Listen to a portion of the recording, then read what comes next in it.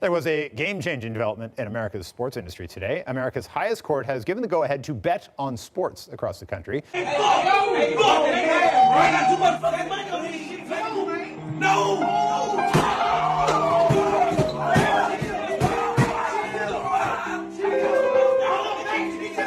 What we've seen is just massive levels of engagement from the perspective of people that are excited about being able to add this component to their viewing experience, whether it's in person or at home in places where you have mobile betting.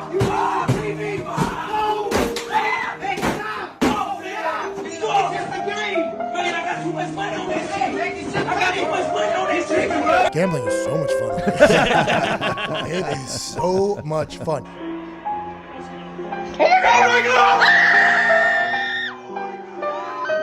Go!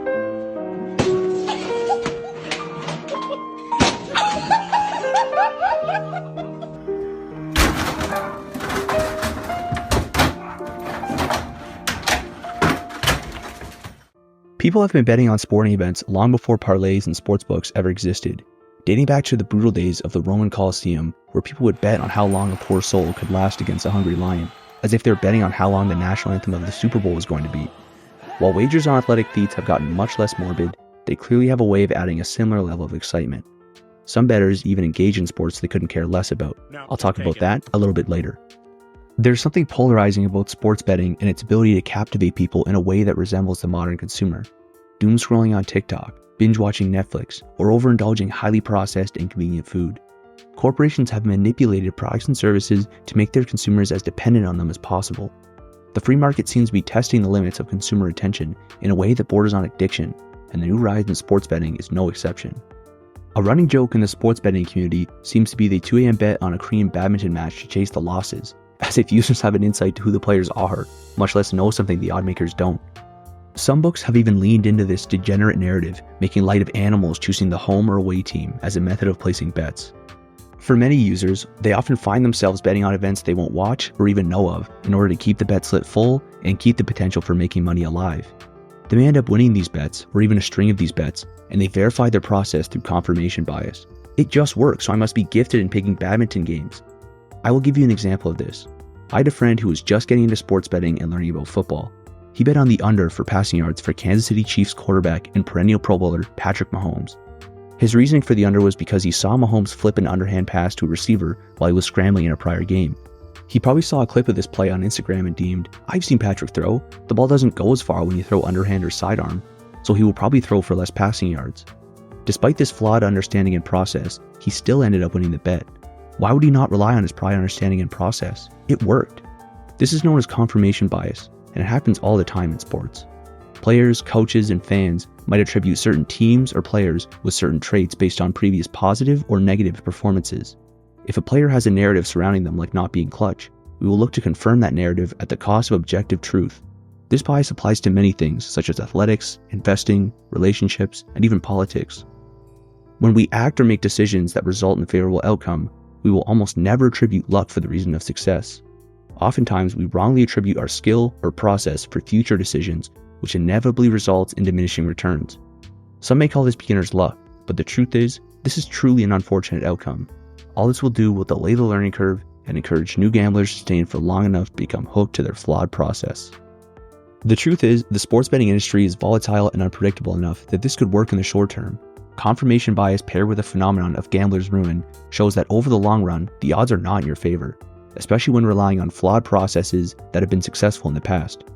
Gambler's ruin is a statistical concept that states a gambler playing a game with a negative expected value will eventually go broke, regardless of their betting system. Now, I'm not saying nobody can win money betting on sports, but they have to do so betting on positive expected value wagers, regardless of if they recognize them as such or not. Most users bet on events with a negative expected value.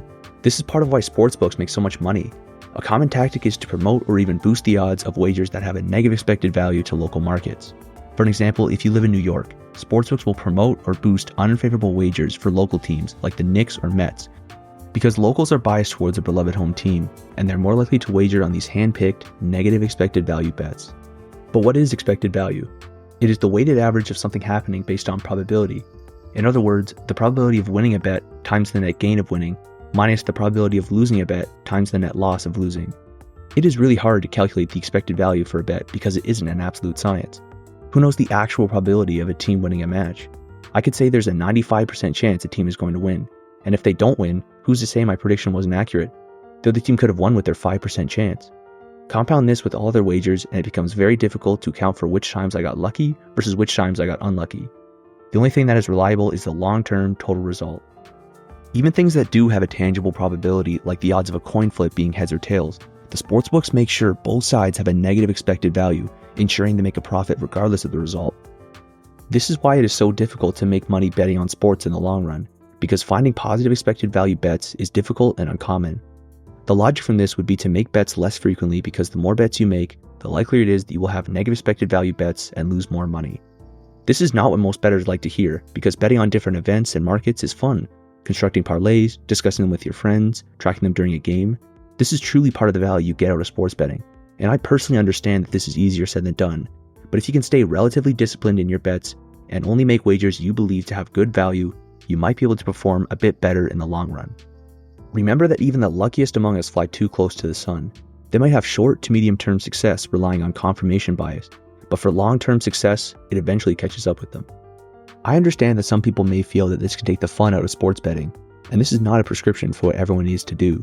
To those who just want to have some fun, there's nothing wrong with that. Have fun. But just be aware of the potential costs of fun, and don't be deluded into thinking this can become a viable income stream in the long run. Sports betting is becoming more and more popular across North America, and for good reason, but it is important to acknowledge the skewed odds and our flawed processes and our decision making. Even just the acknowledgement of it can help mitigate the dangers and pitfalls of betting to keep it fun. Sports betting has an established history of becoming problematic and dangerous, and with its growing popularity, it is valuable to understand how it works and how it can become a destructive habit. And to you, the viewer, whether you're a casual gambler, degenerate, or even someone who doesn't gamble, I hope this video can provide some nuance into not only your future betting decisions, but also some insight into your decision-making process in all areas of life.